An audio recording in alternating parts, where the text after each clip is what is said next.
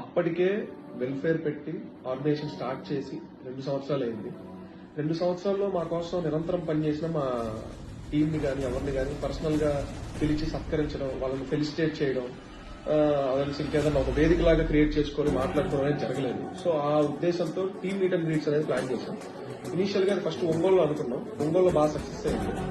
అనుకుని జై హో జనతా అనే ప్రోగ్రామ్ ను కూడా మీట్ అండ్ గ్రీట్ లో మొదలు పెట్టాం. అంటే టీమ్ మల్టిప్లికేషన్ ప్రోగ్రామ్ లాగా. అది సక్సెస్ అయిన పక్షాన మాకు రిమైనింగ్ ఏరియాస్ నుంచి కూడా కాల్స్ వచ్చాయి. మా ఏరియాలో కూడా మీటింగ్ పెట్టండి అన్నట్టు ఒక మీట్ అండ్ గ్రీట్ లాగా పెట్టండి అన్నారు.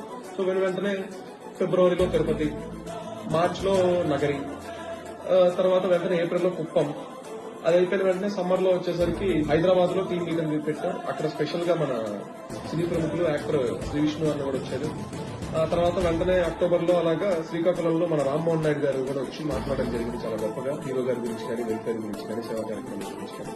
సో ఈ మీట్ అండ్ గ్రీట్స్ అనేది మెయిన్ ఏంటంటే అండి, ఒక టీమ్ కి ఒక జీల్ క్రియేట్ చేయడానికి, ఇంకా టీమ్ మల్టిప్లై అవ్వడానికి. అండ్ మేము ఒక ఏరియాలో మీట్ అండ్ గ్రీట్ పెడితే ఆ చుట్టుపక్కల ఉన్న కొంత లోకల్ టీం కూడా వచ్చి కవర్ చేసేలాగా, అంటే ఆ పెరిమీటర్ కవర్ చేస్తాము.